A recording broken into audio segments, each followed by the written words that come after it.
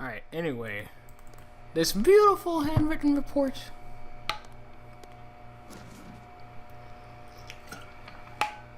Alright, let's check out that report, huh? City of Chicago Department of Coroner Autopsy Report number 2004-07868. Cynthia Woods, witnesses. Chicago Police Department Detective David Miller was present at the beginning of the autopsy. Opinion: the cause of death is drowning. The blunt trauma caused by repeated blows with fists and booted feet was administered before death. As indicated by the nature of the bruising and lividity of the tissues, a large curved single-edged blade was used in the evisceration of the torso and stab wounds inflicted on the breast and torso of the victim post-mortem. The evisceration would have proved fatal had the victim still been alive. Toxicology tests revealed both an elevated blood alcohol level in excess of 0.20 and the presence of rohypnol, which combined with alcohol would have incapacitated the descendant, hence the lack of defensive wounds. The mode of death is homicide. Claire Ashby, medical examiner. See, now that stuff is much... See, look at this. Look at how much reading. So much reading. I guess we should start. City of Chicago Police Department investigators narrative. Case number 2004-07798. Elizabeth Walmsley was a descendant. Information sources: Detective Menzies, CPD, 3rd, Edward Sizzo, resident 112 Mosley, Patrick O'Connell, descendant's employer. Investigation. Edward Sizzo placed a call with 911 reporting a body submerged in a rooftop swimming pool of his apartment building at 112 Mosley. Assigned the call, I arrived with Detective Menzies and proceeded to the rooftop. The descendant was found floating in the swimming pool. Retrieved the body. The descendant appears to have been drowned while taking a light night swim. Location: death, rooftop pool, 112 Mosley, Chicago, Illinois. Witness statements. Sizzo reported that he went for his customary morning swim and found a descendant who he thought he had seen before floating nude in the pool. Consulting the apartment directory, he identified Patrick O'Connell as the descendant's probable employer. O'Connell confirmed the descendant's identity and confirmed that she worked for him in the capacity of live-in domestic. Scene description: the descendant's clothing was found in the adjacent shower. The pool is heated and enclosed. Neighboring buildings do not overlook the pool. Evidence: fingerprints, hair, and fiber negative. Body examination. Bruising of the throat suggests that the descendant was forcibly drowned. The descendant exhibited a number of scratches, presumed to be inflicted by the assailant's fingernails during a struggle. Identification. The descendant was positively identified by the descendant's employer, Patrick O'Connell. Next of kin notification. The descendant was unmarried with no children and had no next of kin. Jesus. Tissue donation. None requested. Autopsy notification. None. Frederick Barclay. City of Chicago, blah blah blah. Witnesses: CBD Detective Frederick Barclay was present at the autopsy. Opinion: the cause of death is drowning by total immersion. Bruising of the throat, the result of the assailant's efforts to choke or control the descendant. Scratches in descendant's arms, torso, and face, likely inflicted by the assailant during the murder. Both occurred prior to death. No evidence of sexual assault. Toxicology tests revealed both an elevated blood alcohol level of 0.14 and the presence of rohypnol, which combined with alcohol would have incapacitated the descendant. The mode of death is homicide. Barry Jefferson, medical examiner, and all that stuff.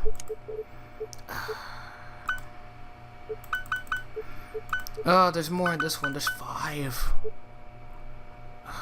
I'll come back to that one. I promise you we'll get them all eventually. Just really don't want to read it now. Hello? Hi, sweetheart. Hey, Dad. I just heard on the news. Another one? Yes, another one. Is everything okay with you? I'm okay. I'm just really tired of this case. It's going nowhere fast. I hate this passiveness. I think it's starting to get the better of me. Well, before that actually happens, why don't you come here and rest? A little R&R won't do you any harm. You can use the jacuzzi to relax and put your thoughts in order. And it's almost Christmas. I have a little gift for you. Oh, really? Well, I have the gift you wanted. Are you sure you want it? It seems a little ordinary. Hey, it's what I wanted. So, are you coming to the house? Yeah, sure. Okay, honey. I'll see you soon. Dad? Yes, honey? Thanks. You're more than welcome. See you in a bit. Bye.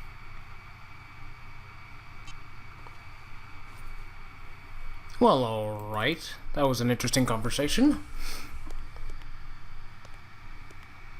Beep.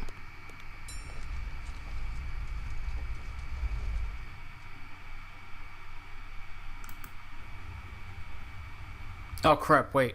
Wait, I have to go tell Miller. Look at me trying to leave. I can't leave it until Miller that we have to do the reports. Wait, go back.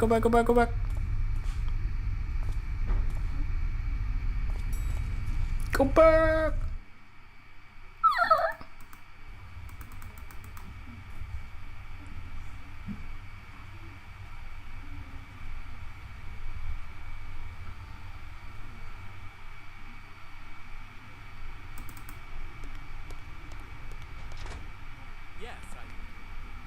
Still on that phone, huh? Taking a breather? Yeah, it's the damn weather. Depressing as hell. I need to gather more energy before I go back out there. You're still on patrol? Unfucking fortunately, yeah. Well, hang in there. I'll try. Unearthed, unfortunately, yeah. Here's Claire's report. Hey, Miller, one last thing. Can you correlate the data of the 4th victim and the 5th to see if we're overlooking something? Sure, I'll run them through the database. Thanks for the report. Yes,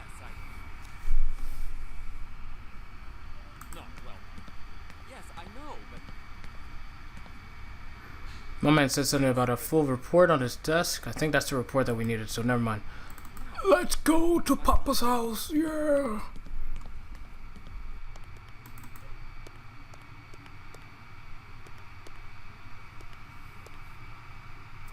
Open the elevator, another person pops out. Nope, never mind, just kidding.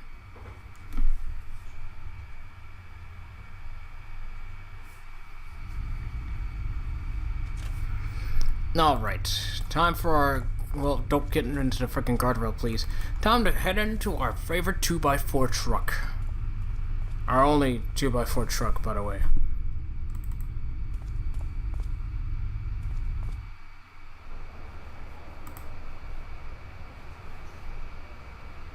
Oh, okay, I was wondering why I was doing this. Because Pat's house.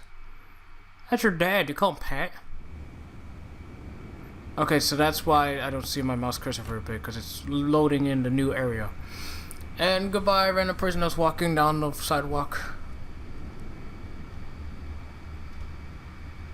I'm home. Daddy, really? Bunny slip? Hey, why not? Dad? You know? I'm in here, sweetheart. You know what? Bunny slippers, that's fine. Hi, Dad. Hi, Pumpkin. Pumpkin. Are you sure about this gift? Yeah, gimme. Suit yourself, here you are. What are you, 12? Gimme.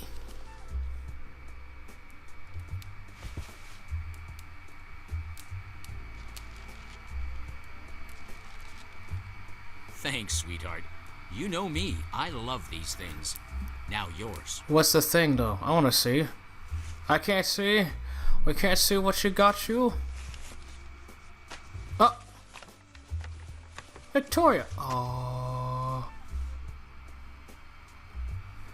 Oh, that's so adorable. What? Oh. Where did you get this? I thought we lost it. I found it when I was cleaning out the attic. Actually, it was inside your grandfather's chest. You should maybe take a look inside there. It'll take you back. I will. Thanks for the gift, Dad. I had a feeling you'd like it. Remember the stories he used to tell us? How can I forget? My favorite one was Paris, because of the occult twist he brought to it. Yours was the one in London, if I'm not mistaken. Yes, romantic and mysterious. There is one story he always avoided telling me, though. The one when he met Grandma. He never would talk about it. Was it not a fond memory? I'm sure it is, Pumpkin, but he could never talk about it. I think your grandfather lost someone close to him when he met your grandmother, and I guess it was too painful for him to recall. Where'd he meet Grandma? He met her in Prague, I believe. Speaking of your grandmother, this year, can you get around to making her special holiday cookies? Please? I knew that was coming. Oh, they don't take long to make. I know, I'll make some, don't worry. Great. The stuff is already on the counter. Man, this man What a is prepared. surprise. I'm gonna have a look in the attic. Might bring back some good memories. Okay, sweetheart. I'll be in here. Okay, Papa. I'm gonna save real quick. New save. Now that I've done this, I want to check something. Alt tab. Everything's still going. Okay, good. Just want to make sure. Because your boy was a scaredio. A scaredio? Yes, a scaredio. So she said she was going to go up in the attic, right? Well, let's go up to the attic then. No. Wait. This might be helpful to get up into the attic. I just grabbed it, but okay. I already know what we're going to use that for. Here we are. Painting. I don't know why, but I never liked that painting. What are you talking about? It's a freaking tiger. Come on, that's badass. It's like it's looking directly into your soul.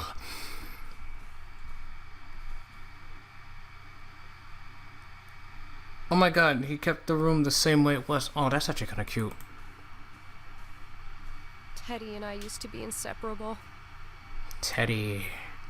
He didn't give it a name, like Sir Stuffumopalops? Snuffleupagus?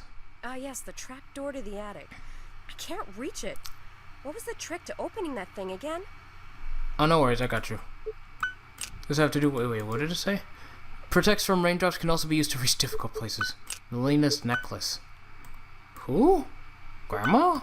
Oh. There's a grandma. Yeah. Nice. Shall we go up?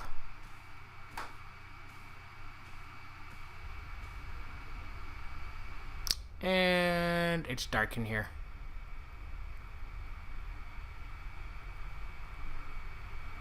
Is there any... Oh, I'm sorry. It's dusty as all get out here. Oh. I didn't notice the light was right there. And let there be light. Oh, the music. Why is it getting serious?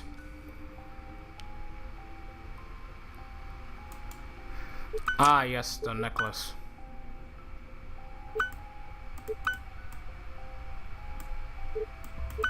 So the middle one's a heart, the other ones are diamonds.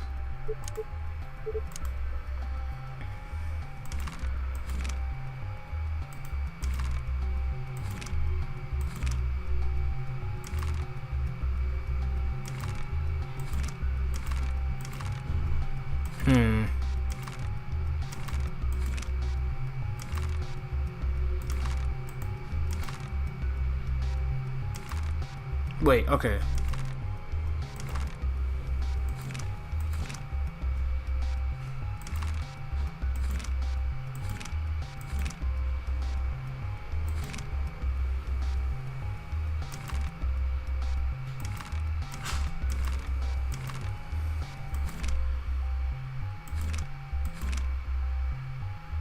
Oh, so close.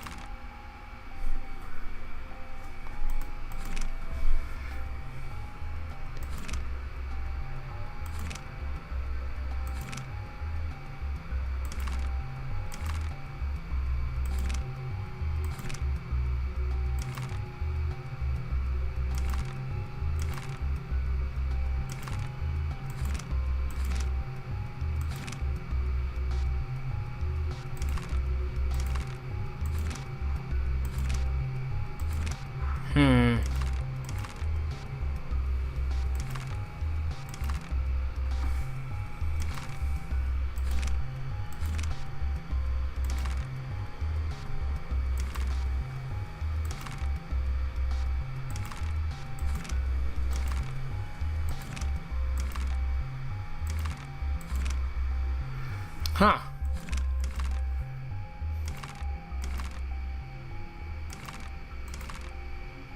Got it.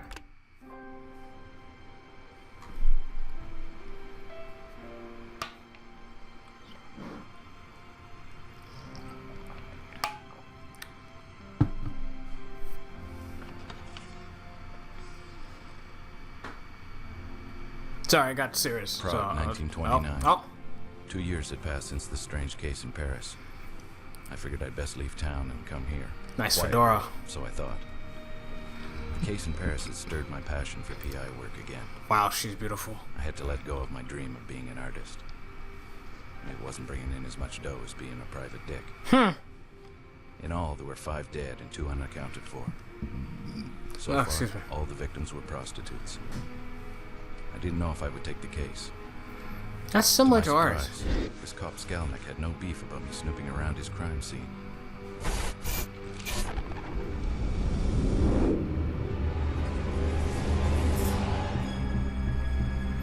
Whoa.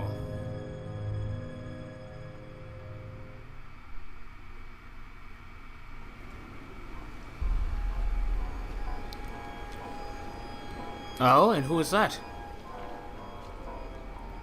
I'll just pocket this then. It's very nice of you to let me have a peek. I'm Gustav McPherson. I'm a... Yes, a private detective. I'm familiar with your work, Mr. McPherson. I had no idea I was so popular. I've read about your case in Paris and the one in London. I'm Inspector Skalnik of the Prague Police. Can you explain why you pocketed that item, sir, that was on the body that is part of the crime scene? Is this the 5th victim? Yes, she is officially. Supposedly, there are 2 missing. Supposedly? Yes, well, you know these women. They come and go, often without telling anyone. And then they show up again like they never left. So I don't bother with disappearances. I see. So you only bother when they turn up like this? I see. We have a knight in shining armor. If you want my advice, Mr. McPherson, you'd best return to the usual missing person cases or husband cheating mysteries. This is a waste of your time. Well, excuse me. I think you've just convinced me to take the case. Really, Mr. McPherson? The press will not even cover this story. No one wants to know about dead prostitutes. If they do write about it, it will be about the killer and the number of bodies and not the actual victims. The pimps care even less. They force their women to work even if there is a killer loose. No one wants to sit at a dinner table and talk about this. There is no glory in this case. Like I said, you should stick with what you know. Do you mind if I ask you a few more questions? Not at all. Were all the victims prostitutes? Yes. Is the cause of death the necklace on her neck? Of course it is. So it's not the multiple stab wounds to her chest? No. Well, we aren't really sure. Does she have any other significant wounds on her body? Yes, she has scars on her forearms and she is eviscerated. Eviscerated?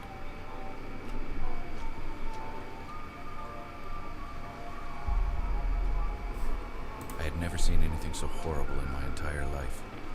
I'd only heard of horrors like this from the Ripper case in London. Oh my god. Were all the victims like this? Yes, they were all found like this. Are all the organs accounted for? I'm no doctor, Mr. McPherson. I have no idea. In the other cases, were there missing organs?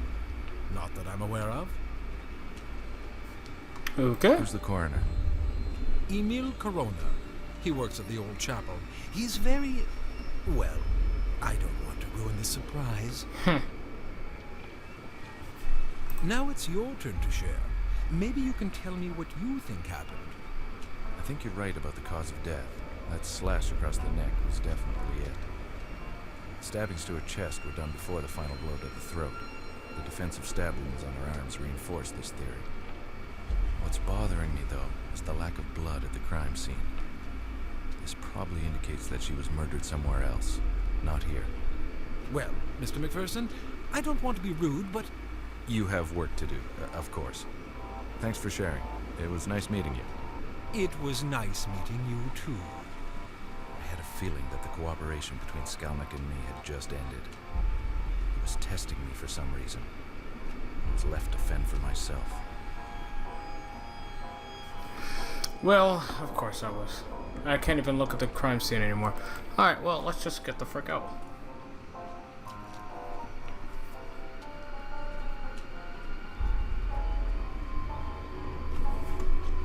Hello, officer. Casimir Stasek. He's been a good source of info on a couple of minor cases I had here in the city. Hello, my friend. Ah, Mr. McPherson. And how are you this dark evening? I can't complain. And how's my favorite boy in blue? Besides my eye and this horrible murder, everything's fine.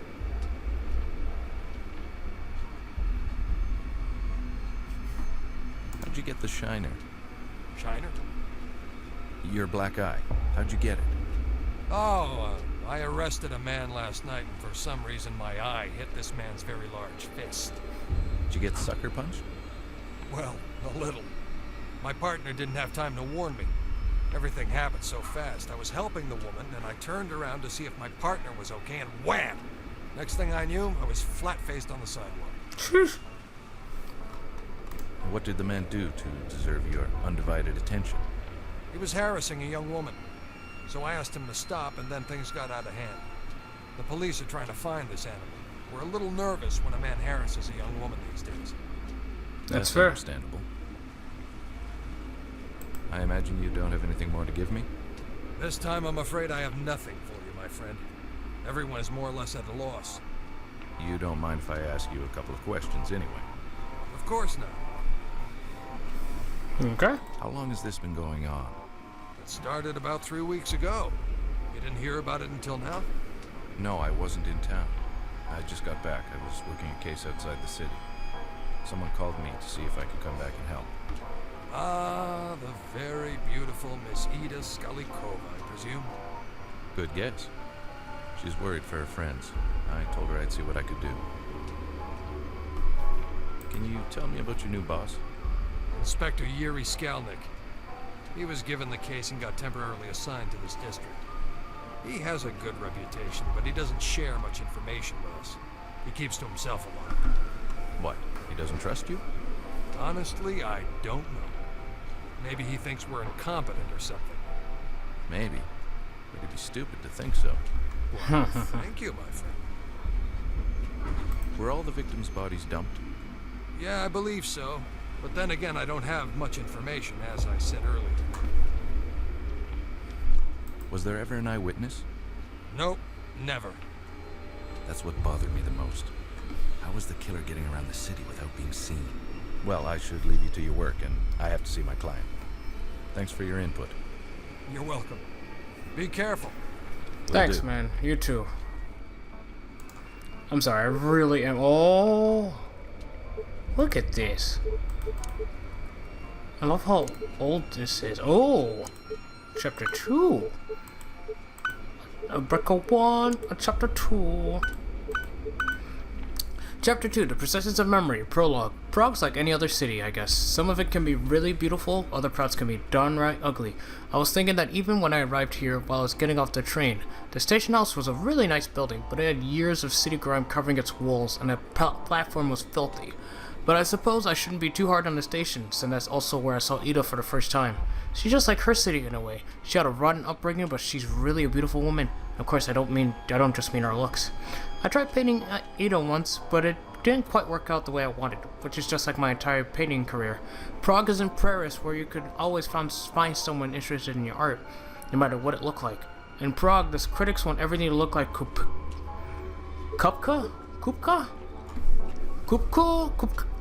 Sorry, but the public still wants to buy nothing but mucha.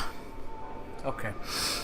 Neither one is really my thing, so with no money coming in that way, it looks like I'm back to being a private dick. A man who wants to create art but works in scum, just like Prague. At least Ida gives my life some beauty. Victim by the shore. Well, now I finally know what's been bothering my love lately. Some friends from her old job have been killed, possibly as many as 7 in total. Nobody cares, of course. What's a few hookers more or less? So Ida asked me to find a killer for her. It looks like it's the same guy. It looks like the same guy did all of them, and he's a real sicko too. He's got everyone scared, including Ida. Her friends are willing to pay for my services, but I have a feeling I'm going to politely turn them down. When I got to the site of the latest murder, I met the investigator Skalnik. All over the world, cops are trying the same. All over the world, cops are the same. They fall only into a handful of types. This one is the kind who rests on his laurels after his first big case. Doesn't want to get his hands dirty anymore. He's too good for it. If he wants cases with higher status, he should move to a nicer part of town. Introducing Stasek. Stasek, on the other hand, is the opposite of Skolnick. He's simple but not dumb, and he's proud. But unlike Skolnick, he tries to earn it. And that's fine, because most cases are solved through persistence. Stasek's proven himself a good man to have in my corner. Bet.